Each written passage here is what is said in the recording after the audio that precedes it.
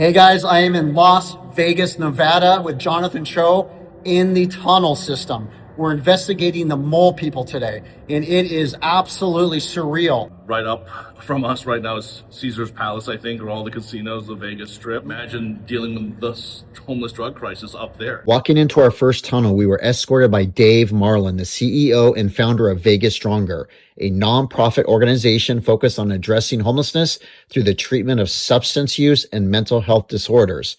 Dave is larger than life and a true boots on the ground warrior. During our visit, we also accompanied him to City Hall, where he officially filed to run for city councilor. Dave from Vegas Stronger, man.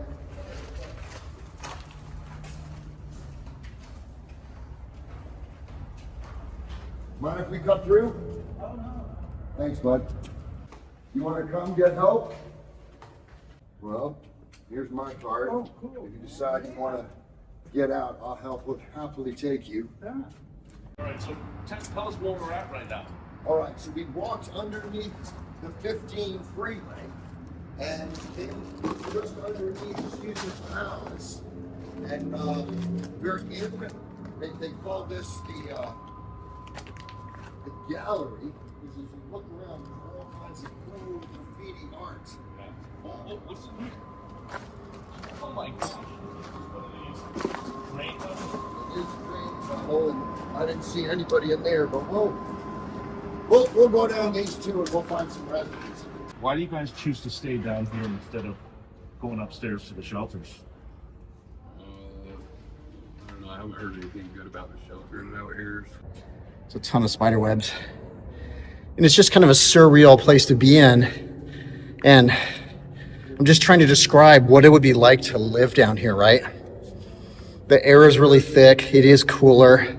Hard to breathe, kind of. Very wet, very damp. You hear strange noises. Of course, there's vehicles above us, so there's always this rattling, right? And of course, there's the flooding, where there's almost no warning. It could be a perfectly beautiful sunny day, and when it gets flooded, they say the water level hits like here, going 60, 70, 80 miles an hour, which means this is why so many people drown out here every year. This is wild. Have you experienced a flash flood while living down here? Under the grade, yeah. I mean, if you get the water above where the spill, way would be, and to that dry earth that's never been wet, it disintegrates it, and it's a dam. And do you remember how deep the water got at your camp in the tunnel? Oh yeah, it was probably about waist deep. Waist high. That's terrifying. That's amazing. They built this because of the flooding. Wow. There's a mirror up here. Women's shoes, clothing. Okay, well, That's crazy. look at that. So let's start heading down here.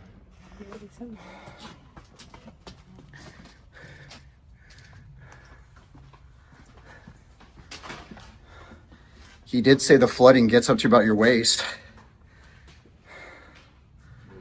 That's wild. The tunnel. So I was just sitting in the tent, smoking a cigarette, had a coffee, and I heard sunny day, bright sunny day. And I heard boom, boom, boom down the tunnel. And I know what that is. That's water. Before I could even think, get out, it grabbed the tent, had me rolling all the way down. So it was on the other side of this, and I went to the other tunnels. So it dragged me. I got road rash real bad, and it scared the life out of me. I said my prayers, made my peace with God, and thought I was goner. Well, the deeper we go underground, the more creepy it feels. You got This is totally uncharted territory. yeah, There's no sign of life here. the water's getting deeper. There's spider webs on all the ceilings and walls. Yeah. Just an overall sense of just like this darkness and coldness that you feel being deep inside. It looks like somebody was here. Hang on, this is one area. Are those footsteps? Those are footsteps. Those are recent footsteps. Yeah. So someone came this way. Yeah. And then who the heck would be down there? Look how far. Wait, someone's behind us.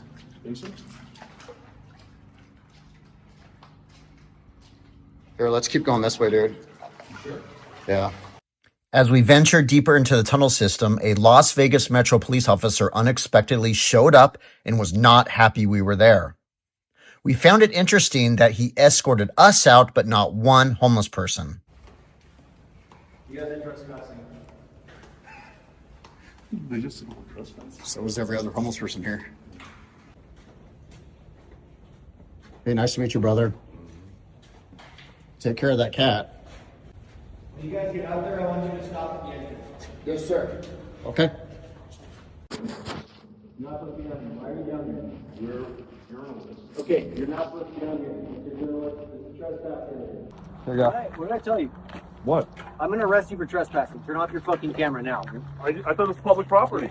It's not public property. Here you go, brother. The cops don't have any protocol to deal with, you know, the people living in the tunnels. Yet when we go out there to document what's happening and also to help some of these homeless folks with our guide, Dave, we get accosted. Cop snatches my phone literally out of my hand, turns it off, and hands it back to me, of course, and then threatens to arrest me 2-3 times. So We returned to the strip for a short break and observed as security guards were busy keeping the homeless out of the casinos. So that's a homeless person sleeping at a slot machine.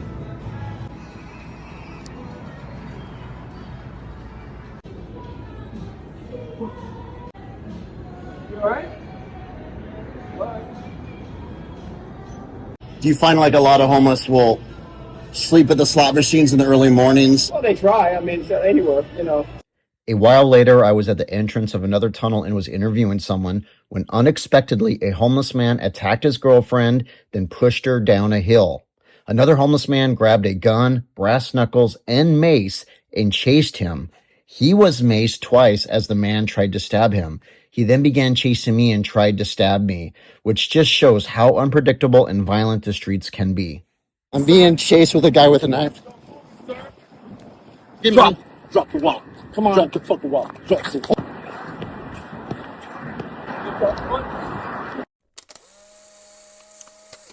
Day 2 of Jonathan Choe, Las Vegas. Oh my goodness, we're still here, Kevin. Why? I'm looking forward to going back underneath, you know, into the underworld. Oh man, we're just scratching the surface here. A lot more to cover. It's a pleasure to finally meet you, Good to man. meet you, brother. Love your stuff, man. Obviously, like, we're all fam here, and we're here to get each other's back. We're just getting started. The stuff you're going to see is, maybe you know this already, but it's going to be absolutely wild. A day later, my friend John Collins joined us, and the first place I took him were the tunnels. So, John, you just got to experience the Las Vegas tunnels for the first time. What do you think? It's something you'll never see. I've never seen it. I mean, I'm used to seeing people in Portland with, you know, makeshift campsites, just walking through miles of campsites above ground. But, you know, here behind me, we have miles of campsites underground. If you look this way, those are the casinos right there. And we were under the casinos. I was literally under a casino in someone's camp. We then focused our energy above ground and went to the infamous courtyard that houses over 600 people a night. Near the courtyard are the tracks where many other homeless live. It was clear by this point that Las Vegas has made every effort to hide the homeless from their multi-billion-dollar tourism industry. You can see behind me is this massive homeless encampment. Also in front of me, it's just unbelievably concentrated. I'm actually very close to the courtyard, which is only 4 blocks away, that houses every single evening 600 homeless men. Right now, there's a good 1,000 people literally standing right outside the shelter. Now, that Las Vegas seems to silo the homeless to these areas because of the tourism. We're a good 2-3 miles from the Strip, which is a multi-billion-dollar, you know, properties, right? They generate about $50+ billion a year. $51 billion a year. Million. Billion. Billion. And we can't get one? We Yeah. can't get one of them? This week, that's all we need. It's one. Yeah, 1 billion would almost immediately solve the homeless crisis, I hear. One, and they get 51. A year. Where's their money going? It ain't coming to us. We went to multiple locations off the beaten path to meet the homeless and learn their stories. It's like army crawl. It's like dragging. Good job. Dude, the stuff we have to do for stories is... Now, do you want off the streets? You know, I mean, everybody probably does, you know what I mean? Well, in your opinion, what are the root causes of homelessness? Capitalism. Full stop. That's really all there is to it. Poverty is a function of capitalism. Crime is a function of poverty. Would you say like mental health and drugs are the two big things that keep people out here? Most definitely, I could say for myself, 100,000% yes, that is a huge thing. Okay. We bloods right here. We got the Bundys, we got the Vice Lords, we got the Pyru right here. We got loose cannon, gang. What for me? Right here. For me, a guy that doesn't know what any of that is, what is that?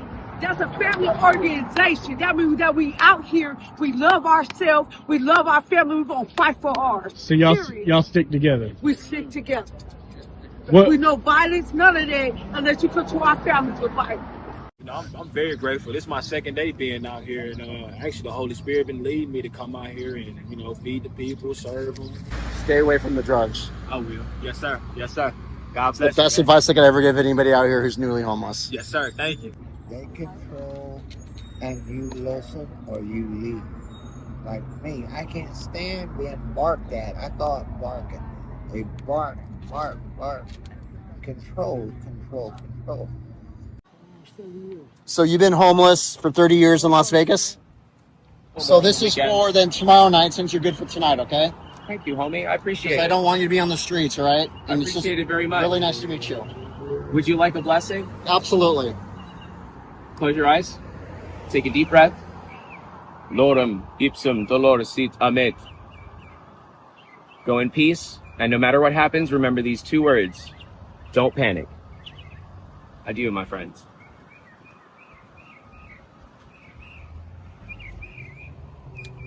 That was interesting. On our last night, Jonathan suggested we check out one last tunnel in the evening, and we discovered by far the largest we had been to, with multiple homeless people living inside. Yeah, this is massive.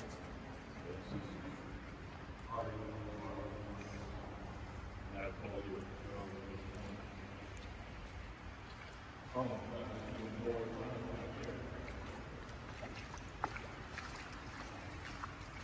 my God. Yeah. And the fact that city officials know about this but aren't doing anything about it, the lack of accountability is absolutely stunning. So what we're trying to do is simply not only expose and spotlight this, but hold people accountable. You know, this is, as you said, the worst kept secret in Las Vegas, but then why do they allow it to continue? The fact that there's at least a few hundred people down here, that everybody knows where they are, why are we allowing this? I mean, I wish I could have a firm response to that. I'm 100% certain, but right now in my mind, people are just hoping that all of this stays out of sight, out of mind.